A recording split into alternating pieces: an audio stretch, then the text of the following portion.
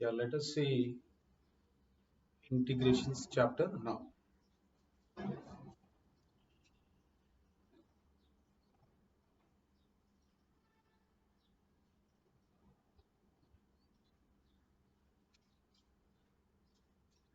You have seen differentiation. The reverse process of differentiation is called integration. Suppose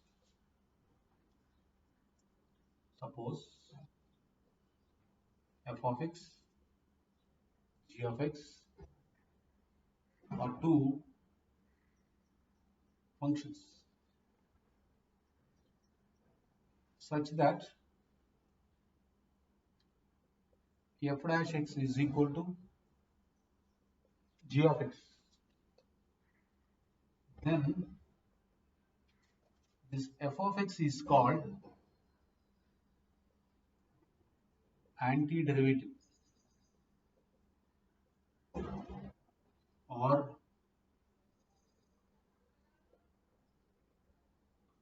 antiderivative or primitive of g of x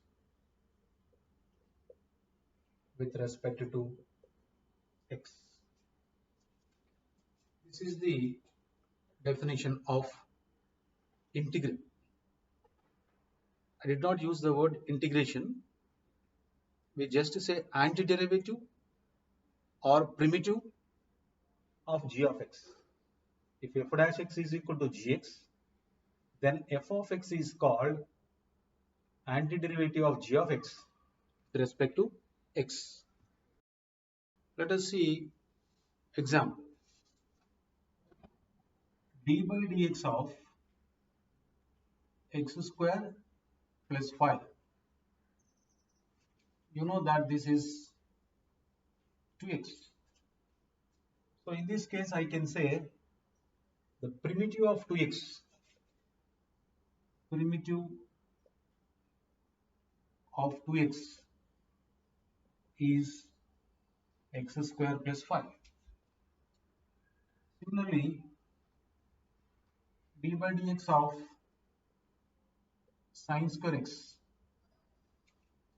you know that this is sine 2x, derivative of sine square x is sine 2x. Now I can say antiderivative or primitive, both are same.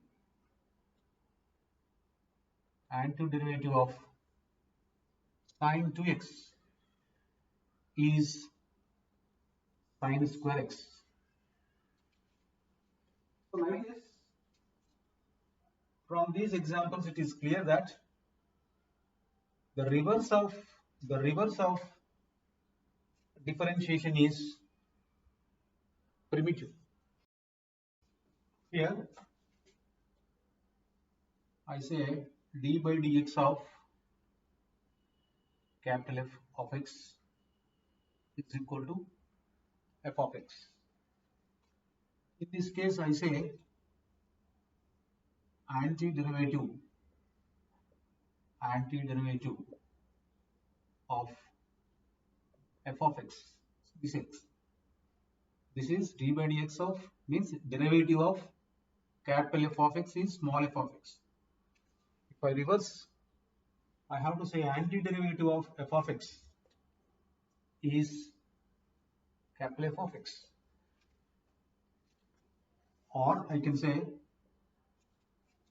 capital F of x is antiderivative of small f of x. Sometimes we say antiderivative as primitive also. Capital F of x is primitive of f of x, I can say. Now observe this. Capital F of x plus c, if I add some constant, now this is called indefinite integral of f of x with respect to x, where the c is called The C is called constant of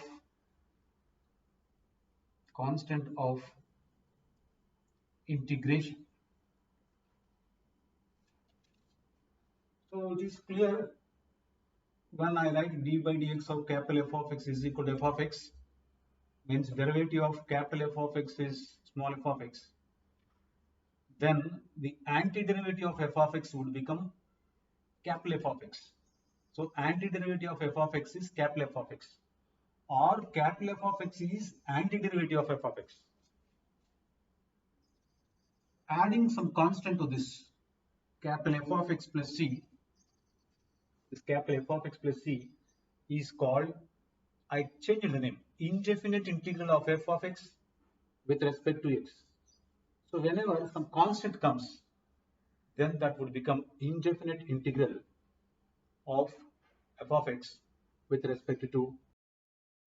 Let us see why this constant comes in this. And also indefinite integral is denoted by elongated s. That appears to be elongated s. It's like s, and this is elongated s. We denote indefinite integral by taking this symbol. So let me take some examples. What is d by dx of x square plus 1? Means you would say 2x. So its antiderivative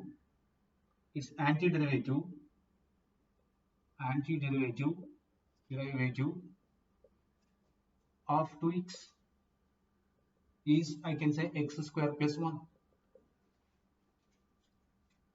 Now in my second case, I put it 2 here. Then what is its derivative? Even then it is 2x. So in this case, I write antiderivative of 2x. But in this case, I have to write x square plus 2. Next, I write here 3. Then antiderivative of 2x is this time x square plus 3. If I go on change constant here, if I put some c, continue like this, I will get antiderivative of 2x is x square plus c. So finally, for antiderivative of 2x alone, I am getting these many answers. So instead of writing all this, I write antiderivative of 2x is x square plus some constant. That constant may be any number according to the number present here. It may be 0 or 1 or 2 or 3 or any number. And this is called indefinite integral of 2x. So it should be understood that for any indefinite integral, the answer is left with some constant. Along with function part, one constant also you need to write. The process of finding integration, process of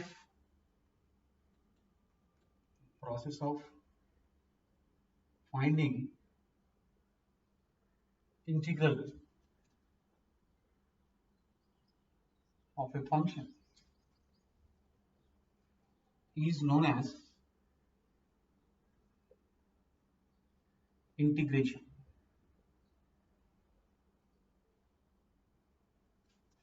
What is integration? Suppose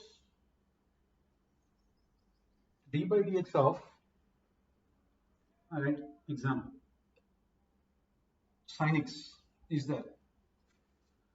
You know that derivative of sin x is cos x. Now, according to our new concept, antiderivative, or if I say antiderivative of cos x, antiderivative of cos x is sin x.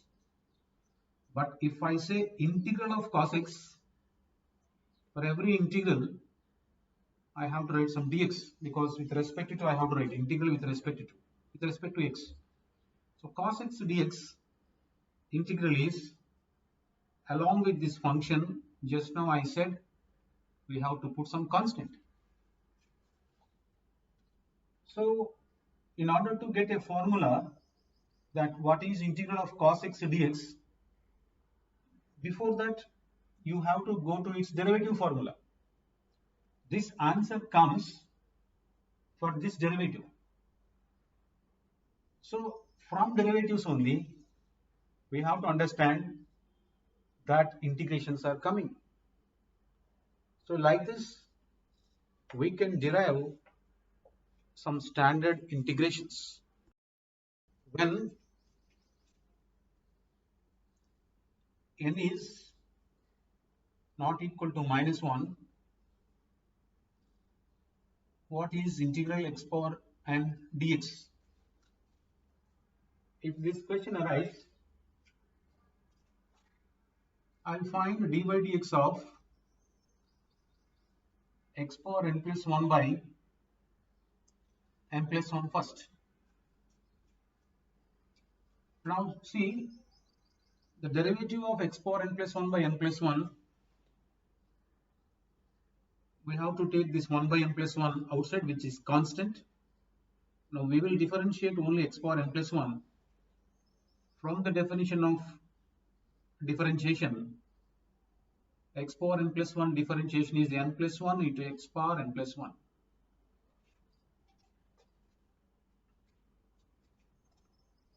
Minus 1, because power is 1 less than the given.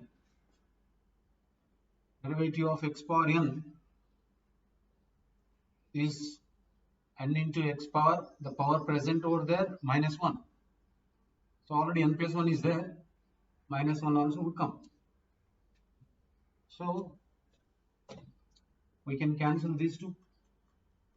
1 cancel. We have x power n. Now by the definition of indefinite integral, the derivative of this one is this. Now the integral of x power n dx is this one, x power n plus 1 by n plus 1 plus c. Here you have to observe one condition. This formula is applicable when n is not minus 1. You can observe if n is equal to minus 1, this is not defined. In denominator we are getting 0. So the function becomes meaningless. Therefore, for so many integrals, we have to observe conditions also. And we cannot say for all functions integration is there. Basing on their intervals which are defined, wherever it is defined, there we can say its integral value. Similarly, we see few more examples. So by writing different differentiation formulas, we obtain these integral formulas. These are standard integral formulas. You know, derivative of log x is 1 by x. So how to obtain all this? Find the derivative of this right hand side and you will get this function. So integral is nothing but antiderivative. From that only we will get integral. So it is easy to obtain all these formulas. So you need to remember integral values also. Integral of 1 by x dx is, it is log mod x base e, that is ln mod x plus c.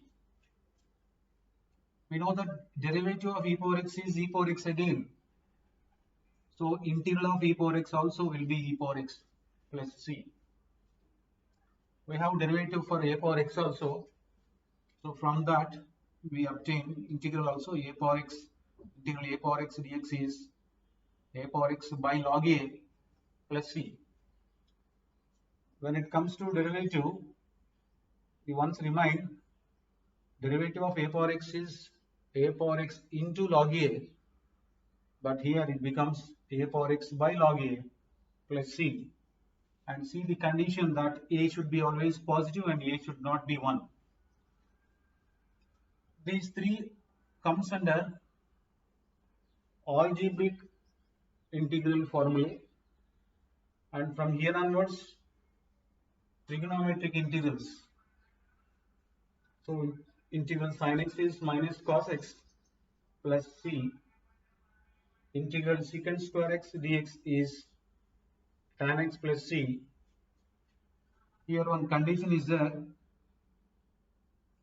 Condition is x is not equal to odd multiple of pi by 2, because for odd multiples of pi by 2,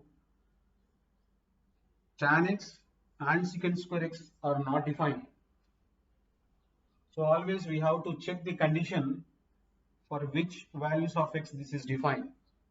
For except these values, they are defined. So that we mentioned there. So whether I write or not, always you keep in mind, if at all that some question comes, you have to think that is defined for some x values. Then only you can continue. If I say x is equal to n pi, question does not exist, because for n pi this either this or this are undefined. So no matter of doing anything. So if this condition is given, then provided this for all other values, we can say integral cosecant square x dx as minus cot x plus c. Similarly, integral secant x tan x dx is secant x plus c. And also here condition apply. Similarly, integral cosecant x cot x dx is minus cosecant x plus c with this condition. We see few more formulas on inverse trigonometric function. Now see formulas on inverse trigonometry. Integral 1 by square root of 1 minus x square into dx is sin inverse x plus c, or minus cos inverse x plus c. As you know, the derivative of sin inverse x is this function. So integral of this function must be sin inverse x plus c. And let us see how we get this from this. In inverse trigonometry, you learned that sin inverse x plus cos inverse x is pi by 2. So sin inverse x can be written as pi by 2 minus cos inverse x. So in the place of sin inverse x, I can write pi by 2 minus cos inverse x. So the same value became pi by 2 minus cos inverse x plus c is there. So I wrote this here. Pi by 2 is also a constant. I treat this as a constant and this is already a constant. So constant plus constant gives us one more constant. Let that constant be another c. So what is left is minus cos inverse x plus c. So remember, in integrations, how many number of constants may come, you add them and make it one constant. Constant plus constant plus constant, or constant into constant. It is enough if you write one constant which is represented by a capital C or C. So in that way, we will have two values there, two formulas there for each and every inverse trigonometric integral. Similarly, integral 1 by 1 plus x square dx is tan inverse x plus c. If you want to write that in terms of cot, it is minus cot inverse x plus c. Similarly, if x is greater than 1, then integral 1 by x into root of x square minus 1 dx is sec inverse x plus c or minus cosecant inverse x plus c. And this is if x greater than 1. If x is less than minus 1, then integral 1 by x into root x square minus 1 dx is minus secant inverse x plus c or cosecant inverse x plus c. You need to remember all these standard formulas of integration. Now, these are hyperbolic functions integrals. Integral sin hx dx is cos hx plus c, because you know the derivative of cos hx is sin hx. So since derivative of cos hx is sin hx, so integral of sin hx must be cos hx plus c. Similarly, we have integral cos hx dx is sin hx plus c. Integral secant h square x dx is equal to tan hx plus c. Integral cosecant h square x dx is minus cot hx plus c. Integral secant hx into tan hx dx is minus secant hx plus c. And integral cosecant hx into cot hx is equal to minus cosecant hx plus c. And before going to problems, make sure that you remember all these preliminary formulas